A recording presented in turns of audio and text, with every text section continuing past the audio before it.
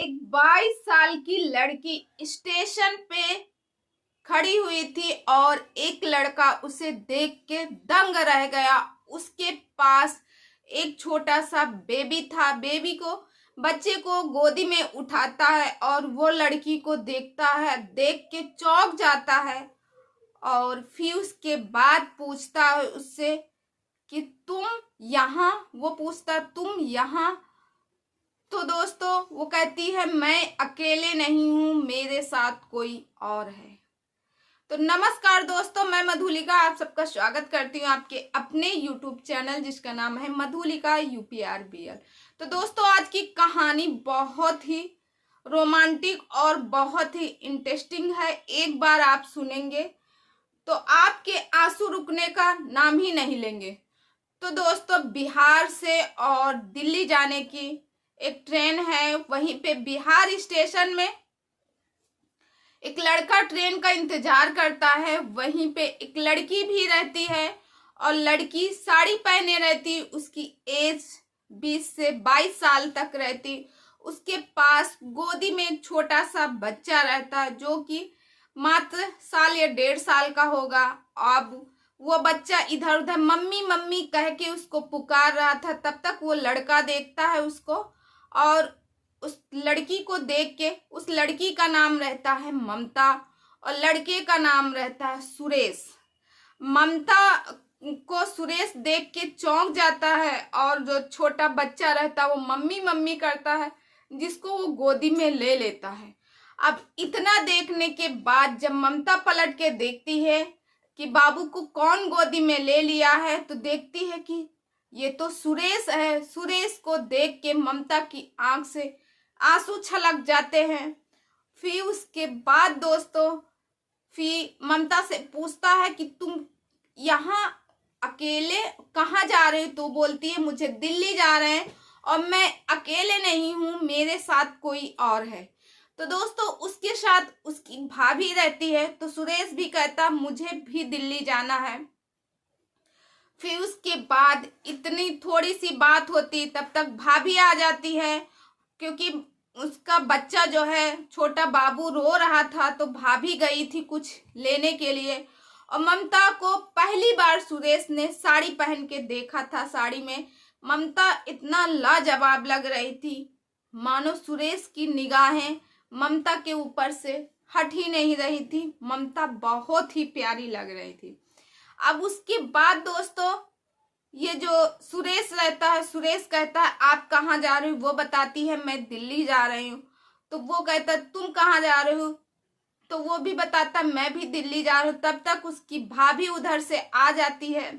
बच्चे की कुछ खाने के लिए सामान लेने गई थी और पानी का बॉटल वगैरह लेके आ जाती हैं। तो जब वो देखती हैं कि मेरे बच्चे को कोई और किसी और की गोदी में है, तो तुरंत ममता की तरफ देखती हैं। तो ममता कहती है भाभी ये सुरेश है। तो भाभी कहती अच्छा आप सुरेश हो। तो वो कहता है हाँ मैं ही सुरेश हूँ। तो उसके बाद दोस्तों इतने में ट्रेन का आने का सिग्नल जारी हो जाता कि ट्रेन आने वाली है। हॉर्न बजने लगता है। तो सुरेश कहता आप किस डिब्बे में हो। तो वो बताती है मैं तो जनरल में हूँ। तो वो कहता है कि आप जनरल में हो और मेरा जो है AC वाला डिब्बा। वो पहले ममता कहती चलो मेरे साथ ही दिल्ली चलो। तो कहता है आप हाँ मैं चलूंगा दिल्ली तुम्हारे साथ ही, मगर तुम्हारे किस डिब्बे में है। तो कहती मेरा जनरल में है। तो वो बताता है मेरा AC फर्स्ट में है। तो क्यों ना चलो हम सारे लोग AC में ही चलते हैं, वहाँ जगह भी रहेगी और आराम से बैठ भी जाएंगे। और जनरल में तो वैसे भी बहुत ज़्यादा भीड़ होती है। इतना कहने के बाद ममता, उसकी भाभी और सुरेश और वो बच्चा तीनों चारों लोग चले जाते हैं। AC वाले डिब्बे में बैठते हैं। वहां पे 3 सीटें रहती है। एक सीट में ये लोग बैठते हैं, आपस में बातें करते हैं। तब तक दोस्तों जब आपस में बात कर रहे थे तो वो कहती है कि तुम दिल्ली किस काम से जा रहे हो। ममता कहती है। तो सुरेश कहता है ममता तुमको तो पता ही है ना, अपना दोस्त रहता अजीत, अजीत की शादी है। तो वो चौंक जाती, क्या अजीत की शादी है, एक्साइटेड हो जाती है काफी अजीत का नाम सुनने के। तो वो उसकी भाभी पूछती है अजीत कौन है, तो ममता कहती है अजीत भी हम लोगों के साथ में ही पढ़ता था।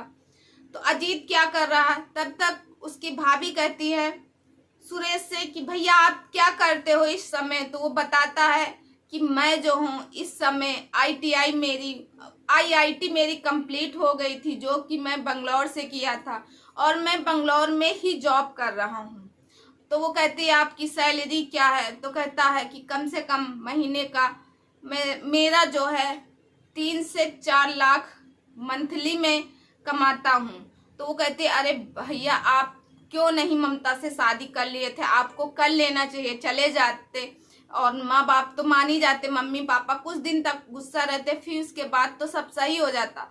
वो कहता नहीं, मेरे माँ बाप गरीब थे, मेरे माँ बाप ने मुझे मेहनत करके पढ़ाया था, मैंने ममता के पिता के आगे हाथ पैर जोड़े, मगर ममता के पापा ने हाँ नहीं किया, क्योंकि एक तो मैं थोड़ा गरीब था और दूसरी बात वो ऊंची कास्ट से थे, हम नीची कास्ट थे, जिसकी वजह से वो हमारी शादी नहीं करने दिए। उन्होंने कहा अगर ऐसा करोगे तो तुमको भी काट डालेंगे और ममता को भी। अब मैं अपना खुद तो मरना मंजूर है मुझे, मगर ममता के लिए मैं ऐसा नहीं, मैंने कह दिया चलिए ठीक है मैं नहीं करूँगा।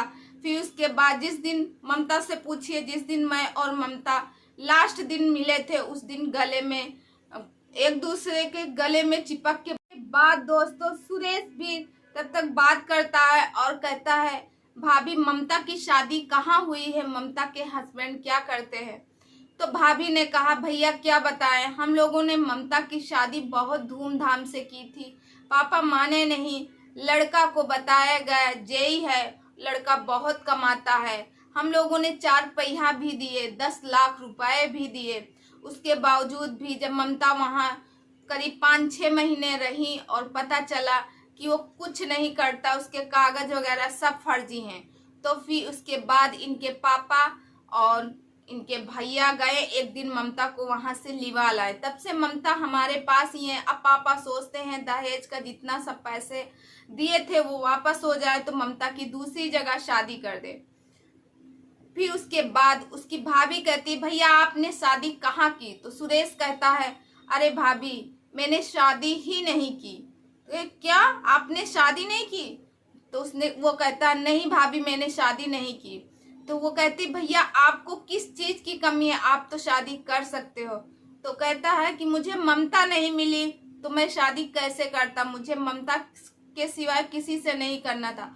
अरे भैया क्या आप ममता से करोगे शादी? वैसा कहते वो कहते कि आपके पास सिंदूर है, सिंदूर निकालो, मैं अभी ममता से शादी करूंगा, मुझे ममता ही चाहिए और कोई नहीं चाहिए। इतना कहने के बाद जैसे ही उस डिब्बे में 1-2 लोग और थे वो सुनते हैं, कहते हैं बताओ माँ बाप की जिद में बच्चों की जिंदगी खराब हो गई, कितना अच्छा लड़का है उसकी वजह से, बताओ इनके माँ बाप को समझना चाहिए। इतना कहने के बाद अब जो भाभी रहती है उसके दिमाग में ये बात आती है कि मैं इनके भैया से बात करूंगी, शायद मान जाए। अब खाना पानी होता है, उसके बाद सारे लोग सो जाते हैं। ममता और सुरेश एक दूसरे के कंधे में सिर रख के बातें करते हैं, क्योंकि सुरेश कहता है आज की रात तुम मेरे पास हो, कल पता नहीं मेरे पास रहो या ना रहो। फिर उसके बाद दोस्तों जैसे ही दिल्ली पहुंचते हैं, दिल्ली का स्टेशन आता है, वहां पे उतरते हैं, वैसे ही ममता के भैया वहां आ जाते हैं। अब भैया उनके जब भाभी बताती हैं सारी बात, उसी 10-15 मिनट में उनके भैया कहते हैं सुरेश से चलो भाई साहब आप भी हमारे साथ चलो। सुरेश वहीं नहाना धोना खाना पीना, फिर शाम को निकल जाना फ्रेश होना। तो वो पहले तो ना बोलता, फिर कहता अच्छा चलो ठीक है मैं चलता हूँ, क्योंकि वो सोच रहा था कि ममता के साथ मुझे और थोड़ा सा टाइम मिलेगा निकालने के लिए। फिर वो पहुंच जाता है। पहुंचने के बाद दोस्तों वहां पे जाने के बाद नहाता धोता है, फिर उसके बाद वो सबसे कहता कि चलो तुम लोग भी अजीत की शादी में चलो। वो लोग कहा अरे हम कहाँ जाएंगे, हमारे पास ऐसे नहीं। फिर कहता नहीं चलो मैं सबको शॉपिंग करवाता हूँ। फिर सबको लेके जाता है सुरेश वहीं पे बिग बाजार में, सबकी शॉपिंग करवाता है, सबके लिए कपड़े लेता है मैचिंग के। अब उधर अजीत का फोन आता है बार बार, अरे यार तू कब आएगा, तू कब आएगा। खूब गुस्सा होता है। वो कहता है ठीक है मैं आऊंगा, कल ही आऊंगा डायरेक्ट वहीं शादी में, मुझे कुछ जरूरी काम है जिसकी वजह से मैं उलझाऊं।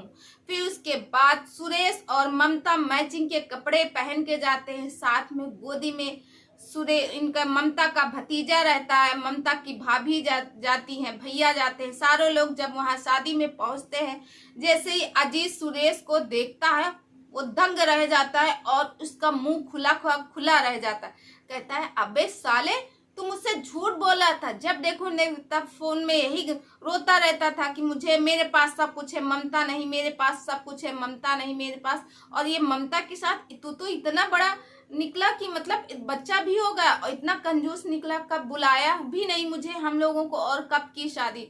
तो सुरेश बोलता है जैसा तू सोच रहा ऐसा नहीं है, चुप कर, ये इसका भाई है, अभी क्या सुनेगा, और ये इसका भतीजा है।